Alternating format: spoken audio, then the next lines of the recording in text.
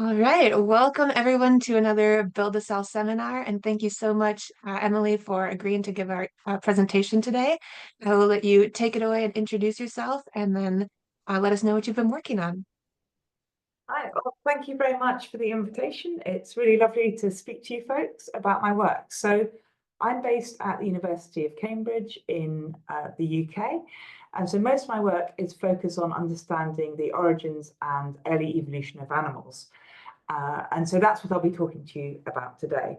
So this work that I do is a combination of paleontology, but calling upon my background. So originally, I did an undergraduate in theoretical physics, for doing a master's in mathematics, for moving into the biological sciences with a master's in ecology and then a PhD in earth sciences. I got invited to this through my interests in astrobiology.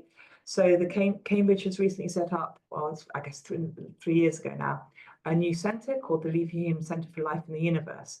And we're interested in all aspects of understanding what life may exist outside our planet. And so my interest is very much in how can we think about the evolution of life on exoplanets in particular, and water worlds especially, and understanding what that can then mean for understanding evolution biology more generally.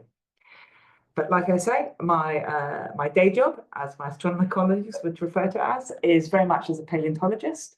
And so I'm going to be working and talking to you about the fossil work that me and my group have been doing. So unlocking the secrets of early animal evolution. So animals evolved relatively recently, around 600 million years ago. So we know that life has existed on Earth for about 4 billion years, but it's only really 600 million years that we start seeing animals captured in the fossil record. Before the Ediacaran time period, which is where we first find them, life was dominantly microbial. And then after the Ediacaran is where you get pretty much all the major groups of animals, the phyla, evolving and captured in the fossil record. So this transition from the microbial to the Cambrian explosion, very, very similar to life today, is what I'm studying and what I'm looking at. But this isn't very easy at times. So here's a reconstruction of some of the first animals from Charnwood Forest in the UK. So as we can see here, we've got, we're in the deep sea floor. So this is all underwater. And we have these frondose organisms, a little bit like corals or sponges that grew up from the seafloor. And these look very, very odd to most people, even us. And indeed, they're so odd, for a very long time, we thought that they were actually an extinct kingdom. That is, life grew large and complicated, but ultimately couldn't survive and died and went extinct, paving the way for animals to evolve and prosper in the Cambrian time period. But it's only really in the last 5 to 10 years that we know now that these were indeed the first animals. And this comes from a variety of different techniques and approaches. We've got biomarkers, so chemical fossils that have been preserved in this Dickinsonia here. We also have used developmental biology to illustrate this frond here. This Charnia grew very much like animals do and not like other organisms like protists or lichen or fungi. We've also got some wonderful examples of possible sponges and crown group cnidarians. But it wasn't just large body size and animals that first evolved during the Ediacaran. There's also a multitude of different sorts of really major innovations that first evolved. So most notably the first animals and large body size, but also the first evidence of mobility, the first bilaterians, and then right before the Cambrian, about 540, we see the first biomineralizers, so the first reefs, as well as the first signs of predation. So all of the Ediacaran macrofossils can be grouped into different assemblages, of which the 3 main ones are known as the Avalon, White Sea, and the Namur assemblages. So these fall broadly into different times, with the Avalon being the oldest and the Namur being the youngest, but they also correspond to different sorts of environments, starting in the deep water and then getting more and more shallow, with very little overlap in terms of time and environment.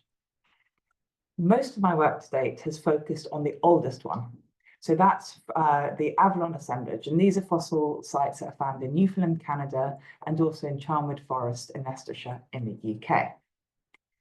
And these are particularly unusual organisms. So here we can see some of them.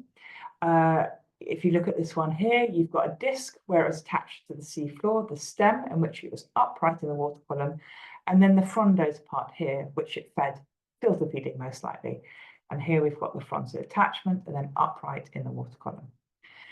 Now, these have very unique morphologies. So remember, they're in the deep water, so we know they're going to be photosynthetic, so they're not algae or plants. But this sort of branching is known as fractal style branching because you have branches that have branches of branches, sometimes down to 5 different levels. And these are known as rangimorphs, and these rangimorphs are only found during the Ediacaran time period. We don't find them elsewhere. But what this means is that because we have this very unique style of body plans of morphology, it makes it rather hard to study them using traditional comparative paleobiology approaches. So instead, we need to do something different. Well, very luckily, we have absolutely amazing preservation. So these Ediacaran organisms are soft-bodied. They predate the ability for animals to build hard shells like bivalves or oysters or bones. But instead, we have this really exceptional preservation. So it's thought that they're preserved under volcanic ash flows. So here are some photos of an underwater before and after volcanic ash flow in Tonga. And we can see here, got all the life living on the seafloor, and then along comes the ash and kills almost all of it, apart from this sponge here. What this means is we have a census-like preservation. So it's not unlike Pompeii in that everyone got killed where they were living at the time. And it's similar for these Ediacaran organisms as well. We don't see the sort of time averaging that you find elsewhere in the fossil record because it's not possible for soft-bodied organisms to build up. So if we, another way of thinking about it is if we think about jellyfish getting washed up on the seafloor, it wouldn't be possible for jellyfish carcasses to accumulate over geological timescales because they would decay too quickly. And this census preservation is really, really exceptional. So here we've got the E and the D surface at the Staken Point in Newfoundland, Canada. And these are a UNESCO World Heritage Site because of their importance to understanding the history of life on Earth. So we know that they're preserved in situ. They also predate the ability to move around. So they're like corals and sponges in that they're attached to the seafloor, which what that means is that the snapshots that we're seeing are very good representations of what life was like at this time. So this means if we can map out these rock surfaces, we can have a really good idea or really exceptional data set available to us and to study what's going on.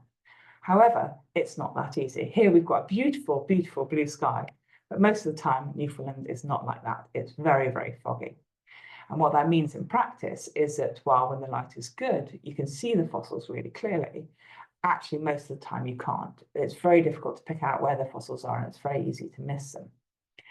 The other aspect that we need to consider when we're trying to capture this fossil data is that if we are trying to take photographic montages over larger areas, it's difficult, especially historically, to keep them very, very accurate to the micron level scale that we need in order to get all the branching details in order to be able to properly identify the fossils.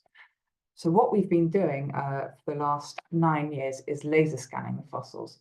So here we have the laser scanner, and it's been passed over this fossil here. This doesn't penetrate the rock, it's just a surface scan. You can see the blue laser line here, and this particular scanner gives an accuracy of 40 microns in the field. The newer ones are down to 15.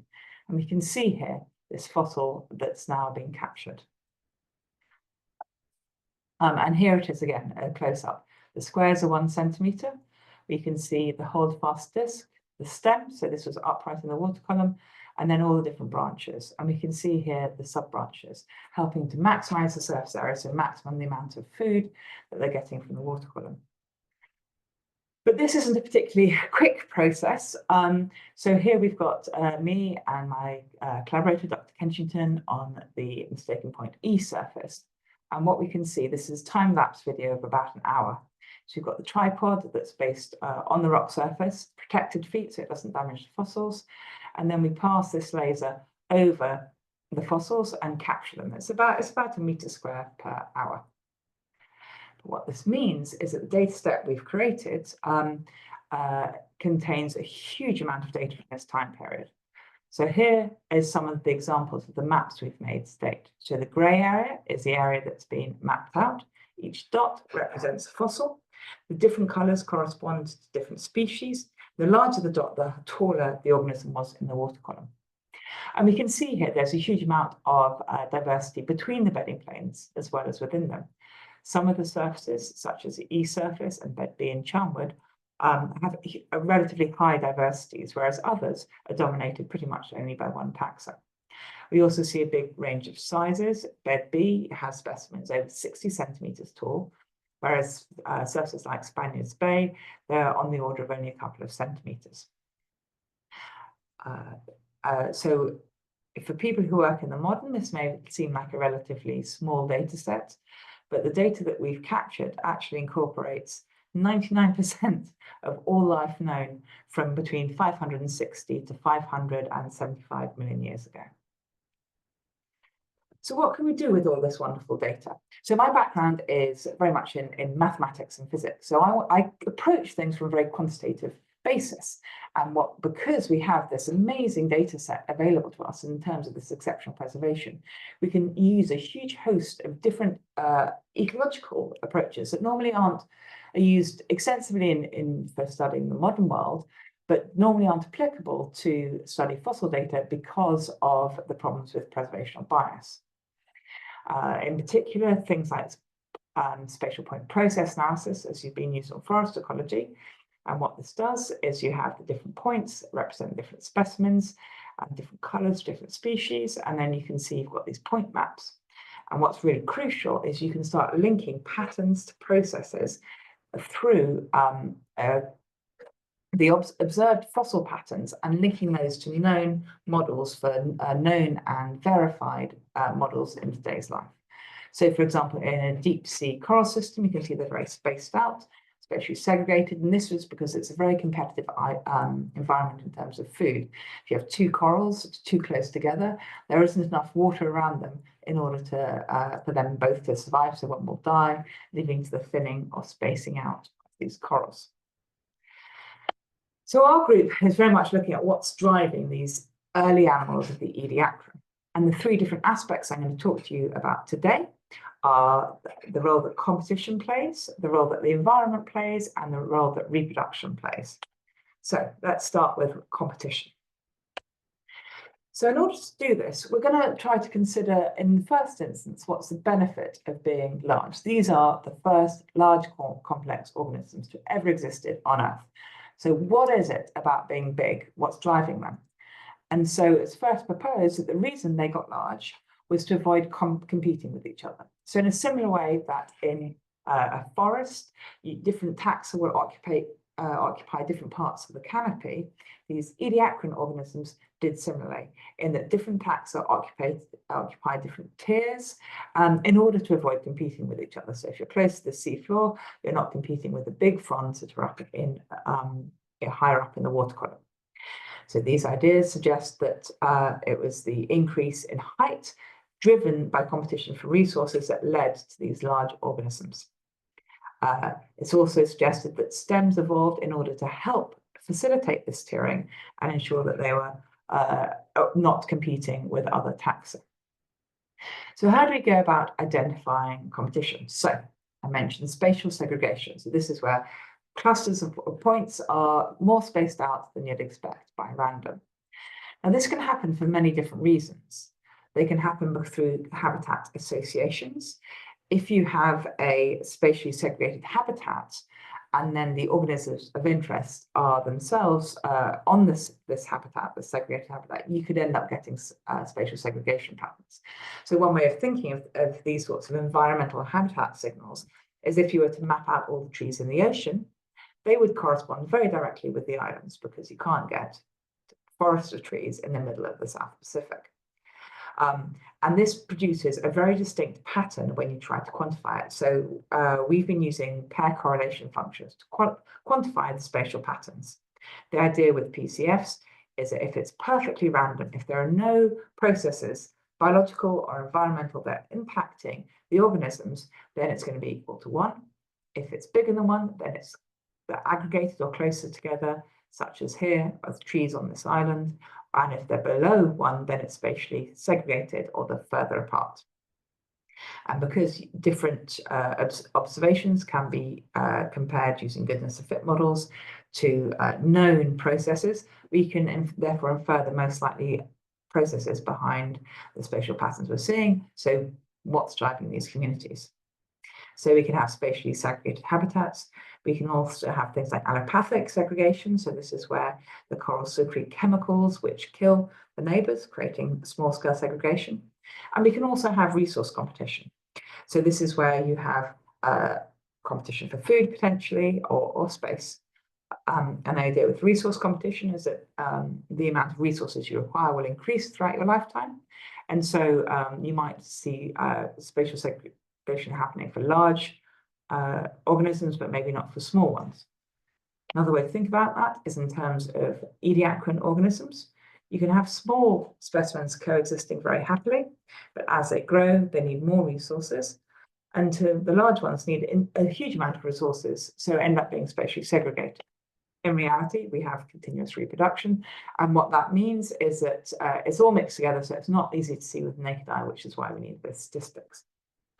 So for this first study, we considered just 3 communities, the D&E surface mistaken point and the low mistaken point. And we chose these surfaces for this particular study because that was the initial studies on tiering and suggestions came from these surfaces. So we made our nice spatial maps, and then we looked at how the spatial patterns changed and looked for ones that indicated competition. And what we found was quite surprising. So in modern benthic communities, it's incredibly competitive. So deep sea floor, everything's competing for food. And on things like coral reefs, you have a lot of competition just for space. But here we found in the ediacaran, competition was really rather rare. So in first instance, these 3 communities, we've now extended to 8 different communities, and we only have 4 instances of competition. To give you an idea of how that compares, if we think of modern seafloor communities and similar numbers in terms of abundance, number of populations we can do these analyses on, we'd expect around 26. So it's much, much less. But maybe the reason it's much, much less is because they're tiered. So what we can then do is quantify the amount of tiering to see if the reason they're not competing with each other is because they're occupying distinct vertical niches. And what we found was actually really, really not that. It was very different. We have things like Fractifusus and Primocandelabrum that are very tiered. You can see from the height distributions occupying different parts of the water column, and yet they're competing with each other. And similarly, in the opposite case, you have very overlapping populations and those aren't competing. And there's no correlation between the presence or strength of competition with heights. So what is the purpose of getting tall? Well, we spent a huge amount of time trying to work out what advantage tall ediacaran organisms have. And the only one we could find was the fact that larger fronds tend to have bigger dispersal clusters, that they have advantage in terms of reproductive competitiveness. So in terms of what competition's going on in these ediacaran communities, so there isn't really a lot of going on spatially competition-wise, unlike our modern benthic systems. But what about temporally? So for the study, we used 20 different surfaces. So this is a big, big expansion. This is work done by one of my PhD students, Niall Stevenson. It was published last year. So this is a big jump up in terms of the number of surfaces. It's over doubling the amount of surfaces, tripling the number of specimens in terms of documenting life at this time. So the first thing he considered was how can we create groups of these different communities in terms of their community composition. What he found is, yes, we have 4 distinct groups. We've got the Fractifusus communities, Bragatia communities, and the Frondose communities. But it's worth noting for this that, you know, what could be causing these different groups? So it could be environment, But while most of them are found in the deep seas, the ones that are slightly shallower actually don't show any distinct patterns. It's not like there's a very clear environmental signal. So in terms of timing, not all of these surfaces have been perfectly dated, but we can get an idea from the relative geological formations. And again, we're finding no consistent patterns. Biogeography is another possible suggestion. And again, no consistent patterns. Unfortunately, the numbers are too small to actually do statistical tests on this, but hopefully that will change soon. So instead, the suggestion was that maybe these represent different points in the relative development or maturity of the communities, i.e. different ecological successions. So the idea for this is that when you first get some barren substrate, for example, after a volcanic eruption, you get your pioneers coming in. And over time, these will make it more amenable for other organisms to come in and populate. But these tend to be better competitors and they outcompete the original pioneers. And you end up with your fully mature or climax forest, which can often have very different communities compared to what came before. So in the Ediacaran, the suggestions were it started off very much on as low-lying organisms directly on the seafloor. But then over time, you get more and more upright fronds until you end up with your final ecological mature community with a lot of upright fronds. So what would this look like in terms of community compositions? If we break it down into bar plots, we'd have our early stage with our pioneer communities. Those will then reduce through time as you get new species coming in and replacing them. Now, these you can actually test to see what the relative stages of these community compositions by using the relative abundance, in this case, number of specimens, versus the biomass. So the idea is that the late communities will have a lot of higher biomass but lower number of specimens. In contrast to the early communities, we have a lot more specimens, but they're more juvenile, so they're smaller, and so you have less biomass. So by looking at the biomass to abundance distributions, you can then statistically test what stage of the community succession they're in. And this is what we found as we start with your early communities, and then over time, you get different ones. So does this show our lovely development of communities like we see today all the time? And hopefully you can tell, no, it doesn't. So this is ranked by relative level of community maturity and then relative abundance of different taxa. And you can see very clearly there aren't consistent patterns changing between the early stages and the late stages. Another way to visualize this is our early, middle, and late communities. And you can see within the different groups, there's still no consistent pattern. So what this is telling us is that the founding members of a community tend to be the ones that end up at the end. So you're not getting a change or turnover of different taxa. The ones that first colonize are the ones that end up staying. So this is showing that, again, we're not having many biotic interactions that are changing the composition between these different stages, different ecological stages, and instead it's accumulation model. And this means that the communities themselves are relatively stochastic. They're a lot more subject to random processes. Another good analog on this front is thinking about the community compositions at hydrothermal vents. Hydrothermal vents are inherently stochastic. They pop up and disappear relatively randomly compared to, for example, where coral reefs have suitable environmental conditions. And what this means is that there's often huge beta diversity, huge variation between different sites because the colonizers, when they arrive, have huge amounts of food, so tend to dominate and populate very quickly. And you have a lot of variation depending on what was floating past in the water column at the time. So our next question is, how does the environment impact these Ediacaran early animals? So we've mentioned our spatial point process analysis in terms specifically of detecting competition and looking for niche or habitat associations. But you can also get aggregating due to dispersal limitation processes. So like this tree here, it reproduces and its babies are all around it, and that produces a specific structure of cluster, quite similar, so with a very different sort of internal structure to that you find in environmental models. And so by comparing pair correlation functions, the observed ones to model ones, you can infer the extent to which dispersal versus the environment is really driving these communities. So this was one of the earlier studies before NAR's study, and we've got 7 communities, 10,000 specimens, but even so, it represents a huge proportion of life at this time. Over the first 15 million years of animal life, this study of just 4 communities represents around 86% of all the species known at this time. And what did we find? Well, what we found was that the vast majority of these organisms were not being impacted by the red dots, by the environment. They didn't seem to care. They're very robust to the environment and local habitat heterogeneities. Instead, they're very much being dominated by dispersal, by random reproduction, or they were just randomly distributed.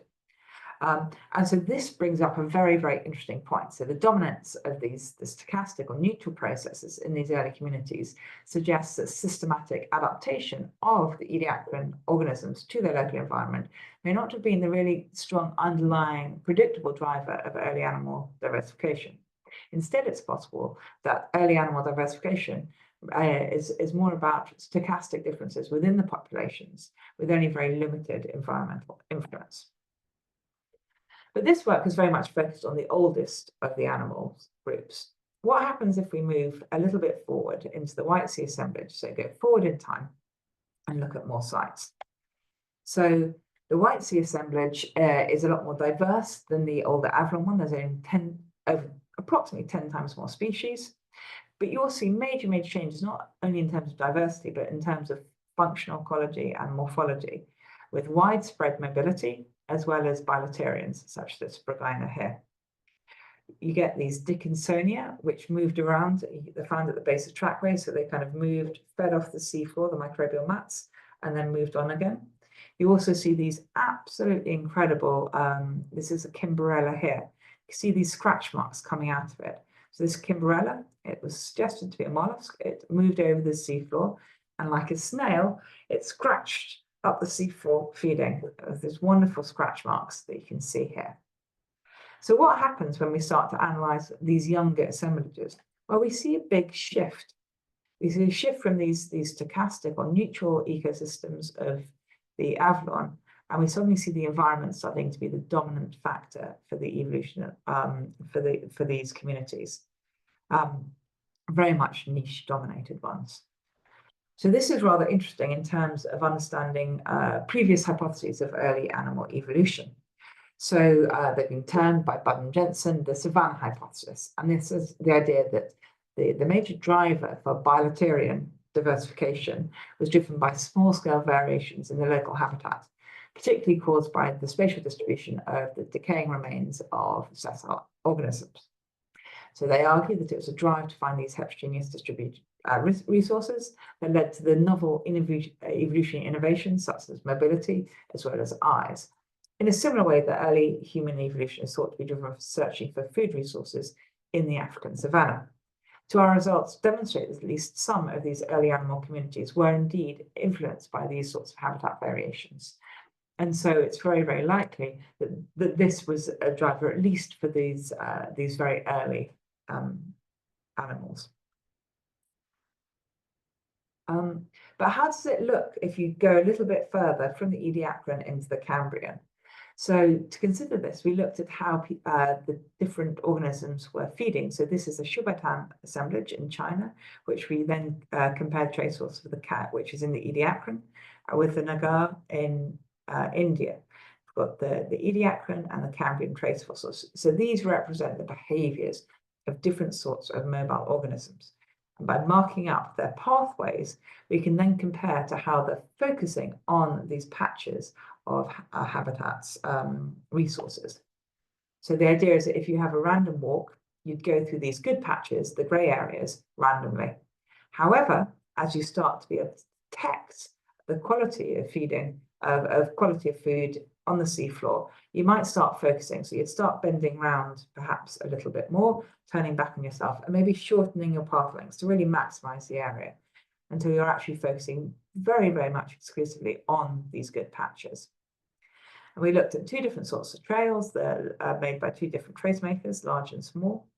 And what we found was that we actually see a very, very distinct difference between the Ediacaran and the Cambrian in terms of the angles in particularly that they're looking forward to. So you're seeing these marked correlation functions highlighting the autocorrelation of trace fossils in the Cambrian to a much greater ability than what you're seeing within the Ediacaran.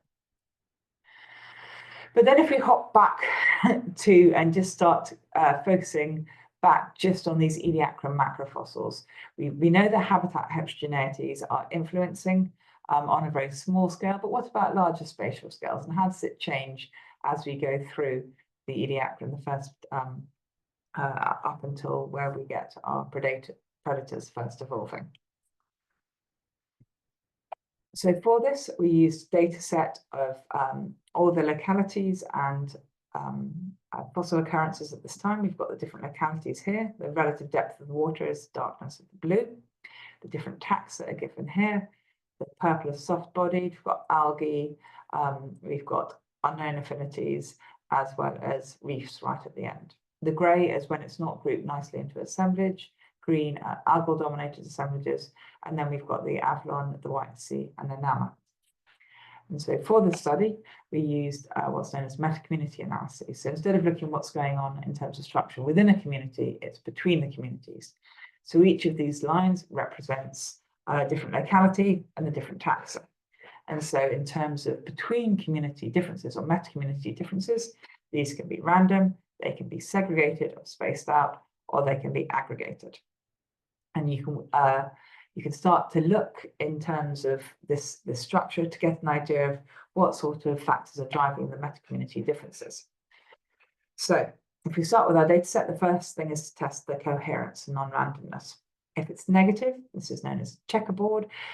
So it can correspond to niche exclusion, for example, or competitive exclusion.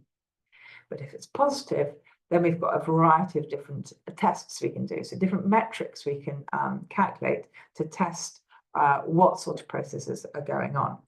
So if we start with negative turnover, what this is telling us, so the turnover is the amount of replacement of species between sites, and boundary clumping is the amount that the species range relative to each other. So if we start looking at turnover, if it's negative, what this is telling us is we have this nested species log. We have the communities that we're seeing as subsets of total population. So if essentially we have within an ocean basin, the possibility for all organisms to exist anywhere, each little community that we then sample is just a subset of that wider potential. This corresponds to wide environmental tolerances within the taxa with very little specialization. We can then look at what happens when we have positive turnover. And this is when we have communities that are specific to a particular sort of background environment. So this can be due to competitive exclusion, but they can also tell us whether the community are responding to local environmental differences, either altogether or as individuals. So what I mean by that is that if they're responding individually, the species will be adapting to the environment only and not adapting to the biotic environments, environmental variables, things like computational facilitation of the other organisms within it. So what did we find? So if we start with the Avalon assemblage, what we found is that this was very much a nested community structure. So all these sites are subsets of a bigger species pool, and that includes the different sites between the UK and the Canada. We see no consistent correlation with depth, and no significant differences between the UK and the Canadian sites. But as we move forward in time to the White Sea assemblage, we can see that it becomes highly structured, a synchronous response to these environmental gradients. So the species are interacting with each other as well as with the environment. We also see a variation dependent on the localities and the environment. So we're getting biogeographical differences as well as environmental differences. We then go all the way through to the final Ediacaran assemblage. We see a very highly structured system, a synchronous response to the gradient, significant correlations with depth. And so taken together, what we're seeing is this shift from very wide environmental tolerances with limited specialization, an increase in the number of species that co-occur together or co-occur away from each other, and synchronous responses to these environmental gradients before getting very highly specialized just before the Cambrian. So in terms of environment, what we're seeing is an increase in influence, an increase of specialization as we go from 575 all the way through to 540. As we're very much aware, reproduction alongside competition environment, one of the key drivers for natural selection. So how are these ediacaran organisms being impacted by this? So we can identify reproduction within the fossil record for ediacarans by using these spatial point process analyses, because when we find clusters, if they're not environmental, if they're not habitats, and they fit this particular sort of Thomas cluster or reproductive cluster, we know that this is a result of a reproduction event. So for this study, we focused on one particular species called Fractifusus that lay on the seafloor. And that's because it's incredibly abundant when it occurs. So these 3 sites each have over 1,000 specimens of Fractifusus on them, which is fantastic for data analysis. And what we found was in the first, for these 3 sites, different sorts of patterns. So for the D surface, the first surface, we see some single Thomas clusters, so that's single reproductive clusters. So in terms of the PCF, we've got the diameter, the radius is just 5 centimeters of the reproductive clusters. But for the E and H14 surface, we can see actually 2 spatial scales of these clusters. See one here and one here, and these correspond to clusters of clusters. So they indicate reproductive events. But what's causing this reproduction? So in modern sessile taxa, things like corals and sponges, there are 3 different modes. There's breaking or fragmentation, spawning with water-formed propagules, or stolon or runners. So these are like spider plants or strawberry plants. They reproduce clones at the end of a filament. So me and my group probably have mapped out almost 9,000 Fractifusus now. And while there are some fragments or buds, they're still relatively rare. So they can't be the dominant mode of reproduction for these Fractifusus, because we just don't see them on the fossil record. We see on the bedding surfaces tiny little Fractifusus, but not fragments like this. So how do you pick between what the most likely process is? So if you're reproducing in the water using waterborne propagation, then you'd expect your clusters to be more likely to be downstream than either side. However, if you're reproducing remaining attached to the parents with filaments, then the clusters will be more round. So by looking at the directionality of the clusters, we can get a sense of whether the Fractifusus were produced from settling out of the water or asexually via stolon. And what we see is actually really, really interesting in that it changes depending on the size of the Fractifusus. The large ones are really strongly directional. They're 4 times more likely to be found downstream of each other than either way. In contrast with the medium and small ones, there's very little variation. So here we can see they're 4 times more dense this way than these ways, whereas here the axes change. We're looking at only 20% or so changes. So what this is telling us is we have initial colonization phase where the Fractifusus settle out of the water column. They then reproduce using stolons or runners, and then they reproduce again. So this paper was published in 2015, and a lot of people spoke to me about it. They're very interested in it. And what was interesting about it is I chat to them about, well, they're like, oh, I loved your paper. It's so interesting. I was like, well, that's really nice, but, do you believe it? And they're like, well, I was like, okay, well, do you think there's a problem with data? And they'd be like, well, not really. And there's like, well, what about the methods? No, we trust you on the maths. I'm like, but what is it? And what it was is that as paleontologists, we really like to be able to see these sorts of patterns. So in this case, they really wanted to be able to see the filaments, and it's the fact that they were mathematically inferred rather than fossilized that made them a little bit concerned about it. However, 5 years ago, my colleagues Alex Liu and Frankie Dunn published this wonderful paper, which actually found lots of evidence of these filaments or stolon.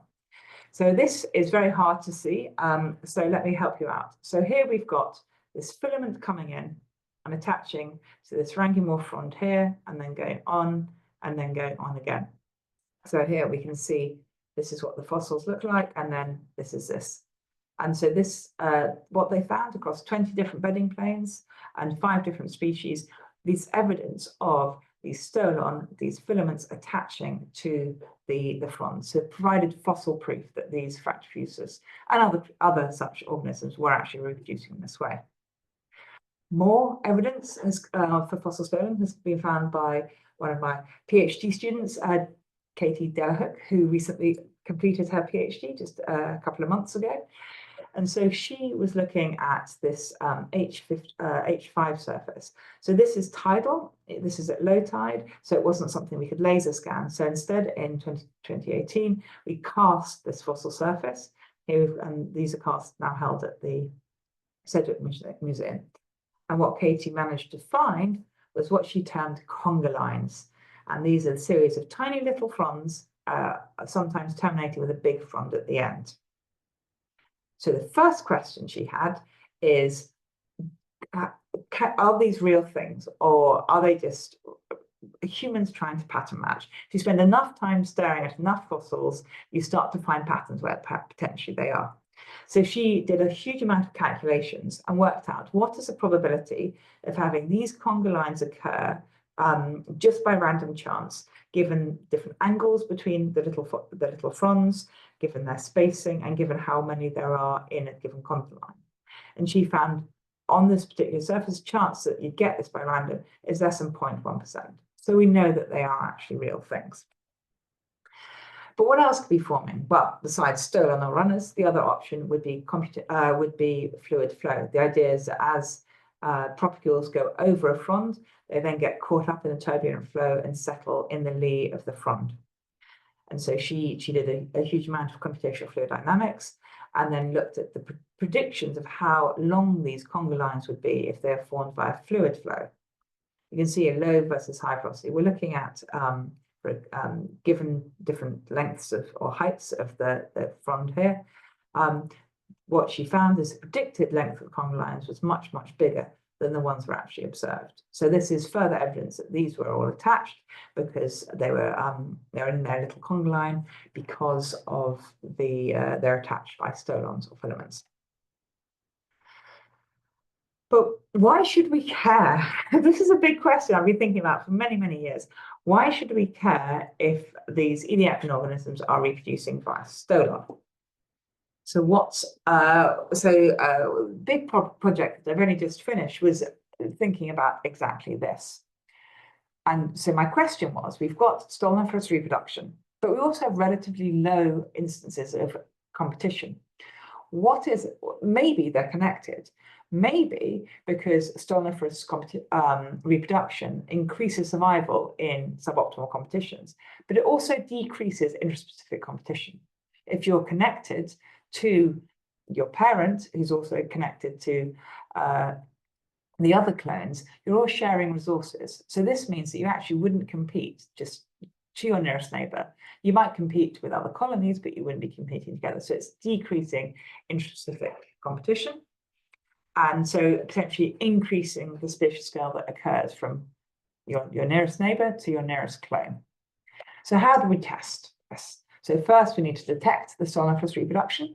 So we can look at the directionality of the clusters and also extreme dispersal limitation, as Katie showed.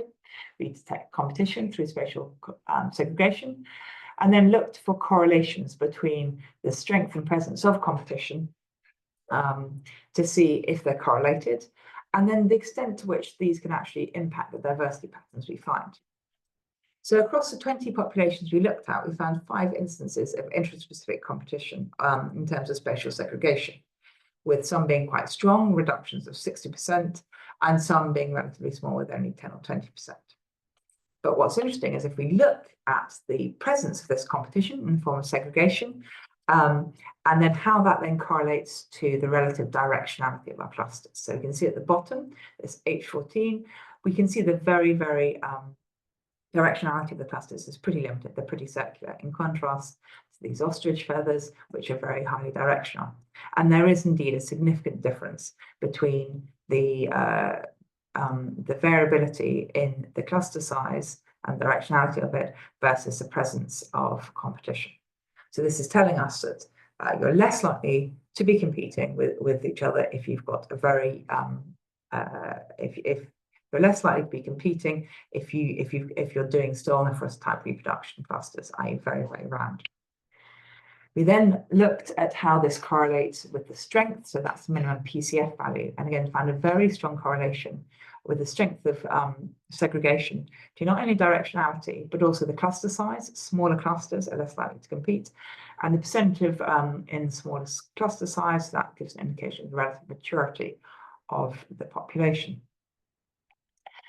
But what's interesting is you also see this other pattern, which is known as heteromyopia. Now, this is something that occurs in the modern, but it's very, very rare. And what it is when you have the spatial scale of the competition between two species happening at smaller spatial scales than within it. So generally speaking, you're more likely to compete with another organism if it's very, very similar to you. So you're most likely to compete with your same species rather than between species. And that means that normally your spatial scales for interspecific competition occur at smaller than the ones between different species. But that's not what we've seen here. We see many instances where the purple dots, the interspecific competition is occurring at smaller spatial scales than within the populations. And so this is illustrating that the majority of organisms on these communities where we had enough numbers to look at this actually have a heteromyoptic dynamic, i.e. And this is interesting because it means that strong competitors don't tend to take over. Weak competitors can coexist because the strongest ones aren't dominating the entire bedding plane, they're dispersal limited, and so weaker ones can exist and be not be subject to very strong selection pressures. So what can we think about in terms of how this can change the diversity patterns through the Ediacaran? So here we've got, again, the Avalon, the White Sea, and now we can see a massive increase going from the Avalon to the White Sea. And can it explain this? So how would we do this? So we've got the stats, so we know that there is a link between stoloniferous reproduction and competition. But how much does this extreme dispersal limitation of stoloniferous reproduction affect these dynamics?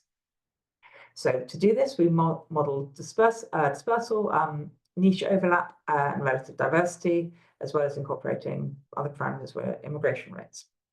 So the idea of this is that you've got the background spatial heterogeneity being, and how much, spatial autocorrelation there is.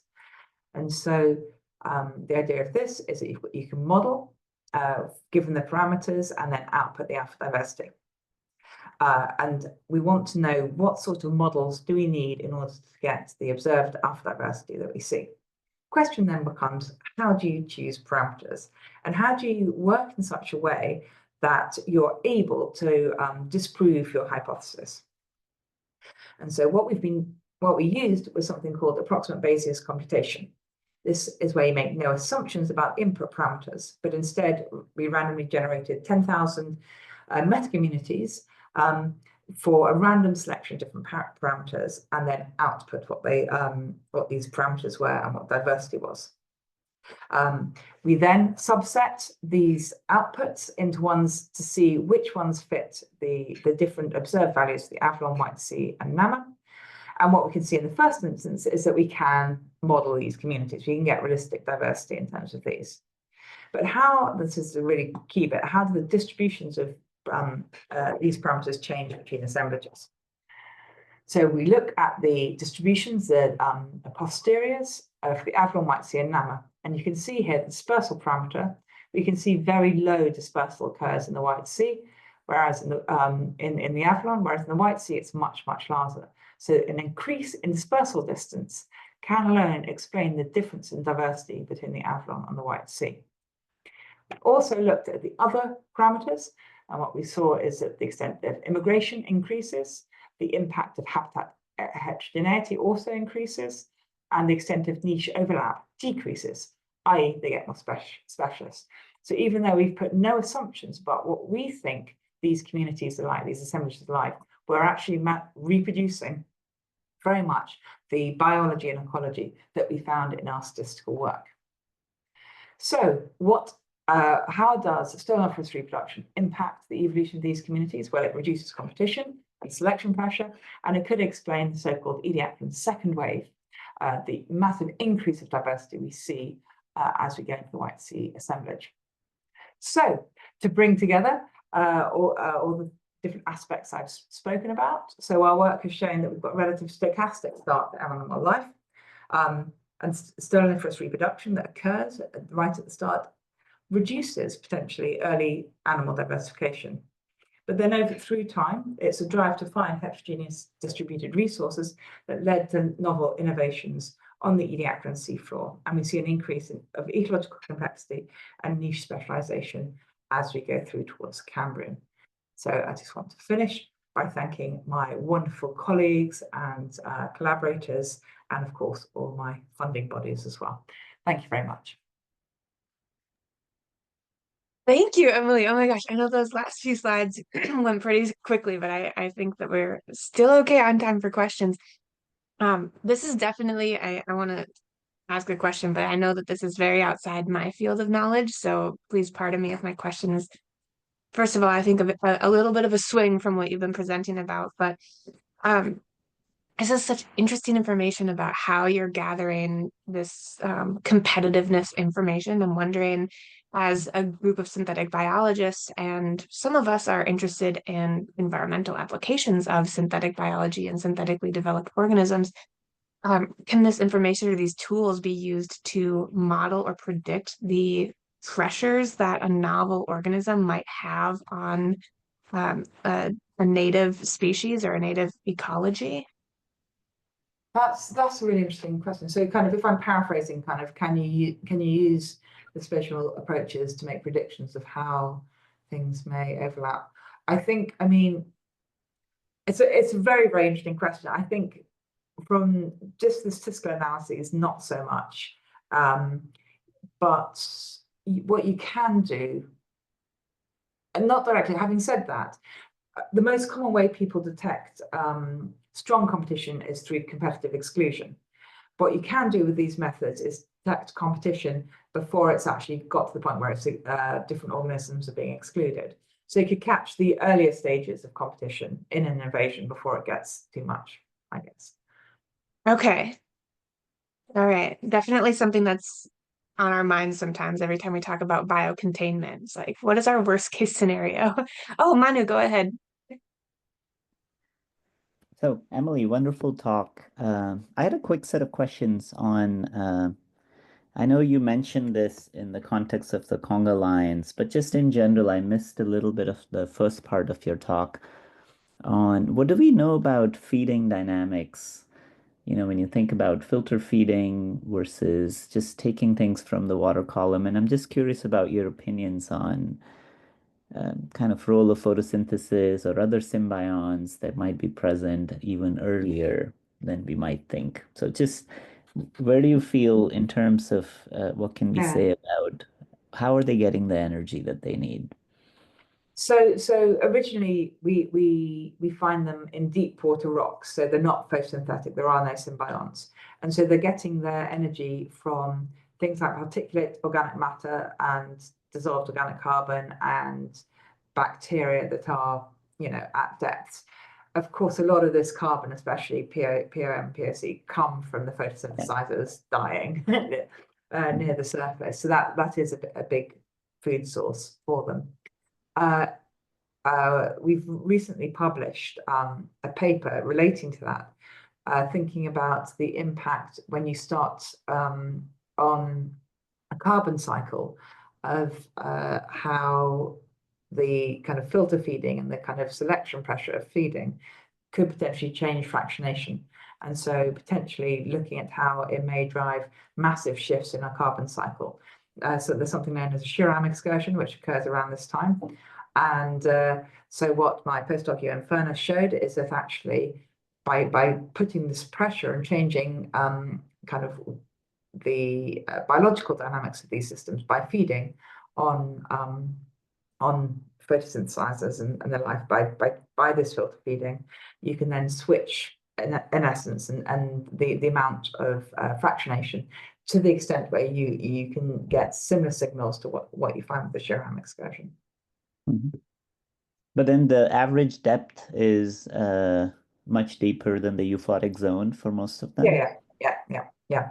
So it's again, it's kind of knock-on effect from what's going kind of higher up the shelves and the photosynthesizers there. Yeah, there's some very interesting ideas. So one of the big debates is like, how do you know we don't have any shallow water early animals? Is that Yeah, because that's they're what I not was there or going we're to not say. finding Yeah. them? Yeah.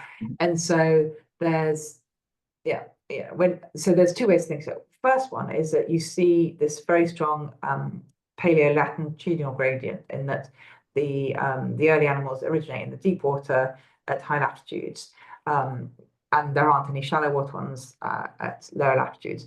But you don't see those patterns with algae or protists. So you find shallow water algae, you find shallow water protists, but you're not finding the animals.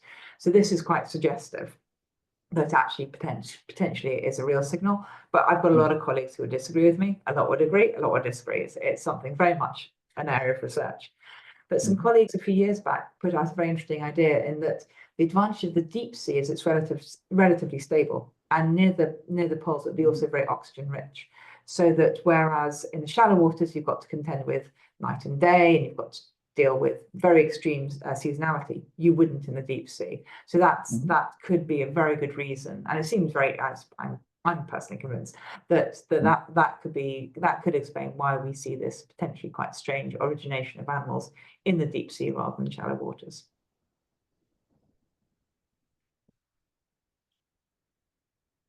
I have another question, but I want to make sure other folks, if they want to ask anything.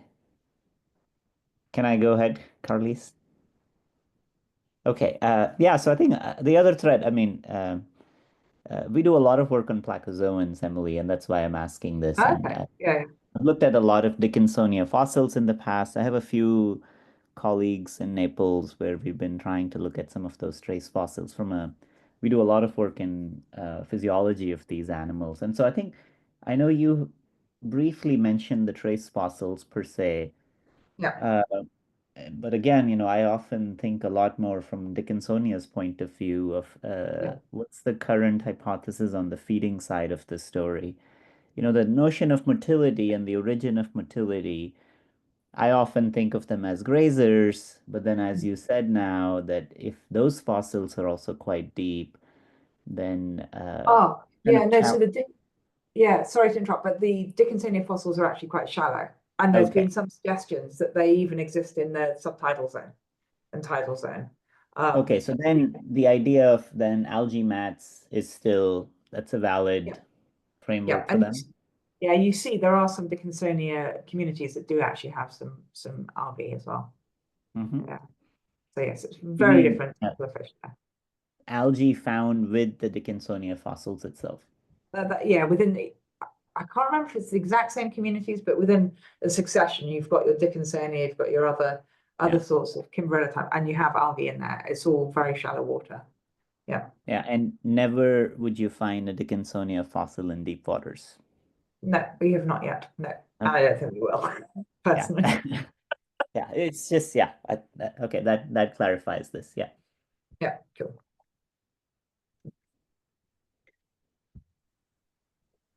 Well, wonderful. I'll give a last call for questions. I know we're right at our 12 p.m. mark, so a lot of people have to end up leaving. But this was a very interesting talk, and I have more questions, but I I don't want to bother anybody else with them. So I will sort it out later. But thank you everyone for attending. If you have questions, post them in the chat or speak now. And Oh, yeah, you can always, of course, email me if you think of something after the date. Yeah, wonderful. great. Fantastic. Thank you so much, Emily, and thank you everyone else for attending. Thank you. Have a great rest of your week. Thank you. Bye-bye.